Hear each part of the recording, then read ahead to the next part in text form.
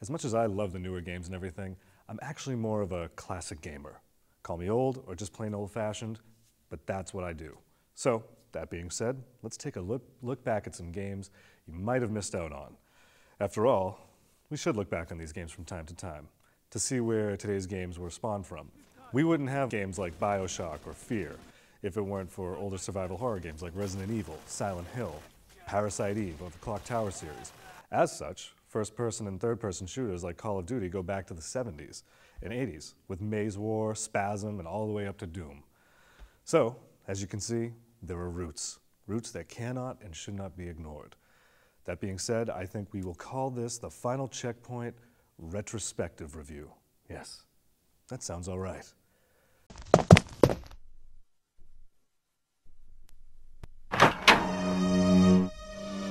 We all remember Resident Evil, one of the best survival horror games to ever be made. It basically reinvented the genre. Typically, you play a lone hero defending yourself against a horde of enemies in a nightmarish and downright bloody setting. Scary? Oh yes. Thrilling? Definitely. Though Resident Evil is a great game, it's been beaten to death with reviews, so let's look at a more obscure title.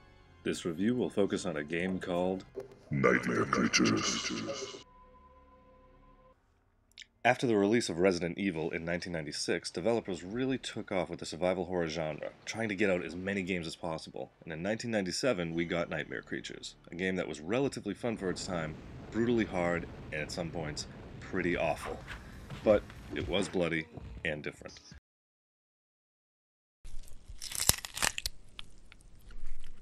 Nightmare Creatures' story is a familiar one. It's 1854 London, and the streets are starting to be flooded with awful mutated creatures, spawned by the vicious cult known as the Brotherhood of Hecate, led by Adam Crowley, the game's main antagonist.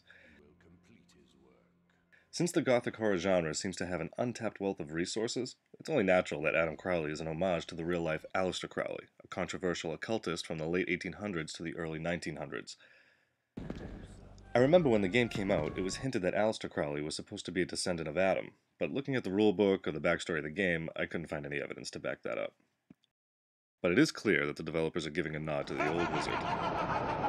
Adam Crowley finds the diary of an old writer that details the way to craft a serum that would create a person of superhuman strength. Crowley quickly gathers up eminent members of society and reforms the old Brotherhood of Hecate to create the race of superhumans. Using the old Frankenstein canon of storytelling, they round up corpses and quickly start experimenting, only to have all of their creations turn into abominations, or nightmare creatures. You get the feeling that throughout the story, Crowley is aware of the outcomes the whole time, and his followers are not. So out of fear of him, they never try to stop him. However, there are two heroes that will. Father Ignatius Blackwood, a priest known to battle evil from time to time, and Nadia F., gymnast, fencer, and daughter of the prominent doctor who informed our heroes of the situation. So, there you have it.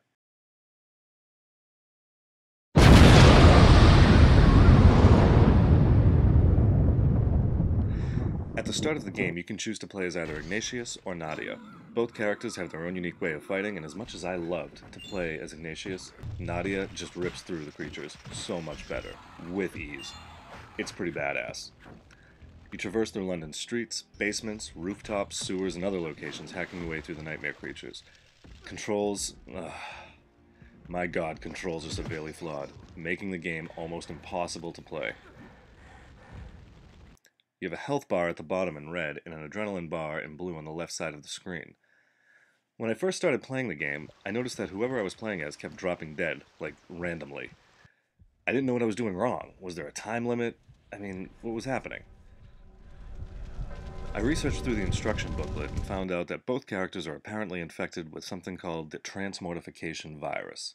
Well, that's awesome, but what does that mean? The adrenaline bar. Once your adrenaline bar is completely empty, your health starts to drain. Oh, that's right, you heard me. Yeah, it's pretty ridiculous.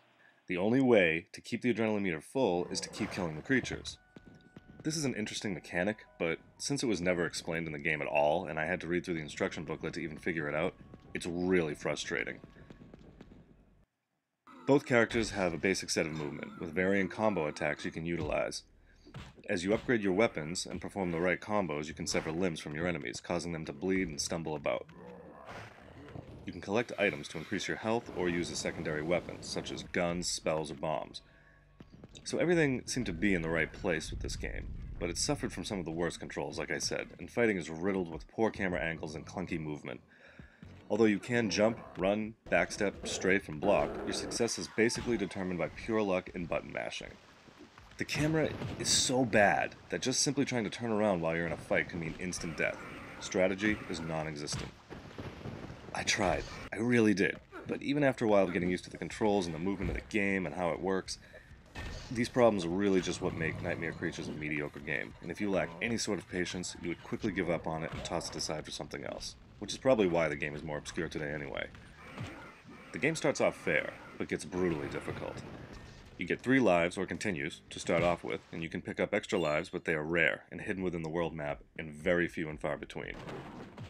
Your health bar can be depleted down to nothing, very quickly, so trying to imagine going through this whole game like this seems really impossible. You can save your progress, or use the password system that will start you off at the beginning of the level again, which is at least something, but the game's difficulty is just too unbalanced. The graphics leave a little to be desired. Even for 1997, Nightmare Creatures graphics are fairly poor.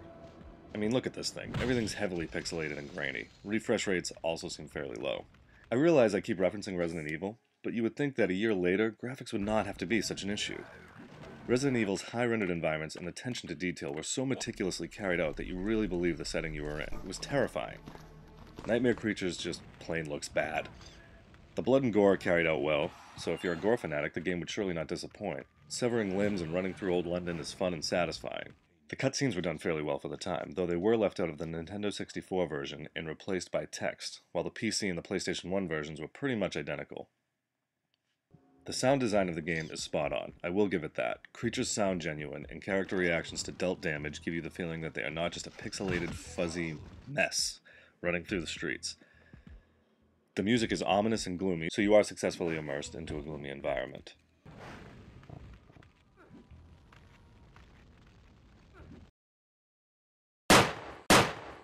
Nightmare Creatures is overall an okay game.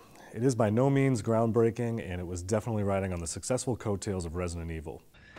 Its gloomy atmosphere is executed well, and if you're feeling nostalgic, Nightmare Creatures is a fun game, where you don't have to think about much and you can just focus on action. If you're up to the challenge and patience, it will not disappoint, and if you're brave enough to get through the entire game, Nightmare Creatures just may be a worthwhile experience for you, even if it does suffer from some pretty crippling factors. I'll give it an okay rating of 6. Oh, but we're not done. The funny thing is that it was actually popular enough to get a sequel. Stay tuned for our second installment where we will look into Nightmare Creatures 2 and see if anything has improved.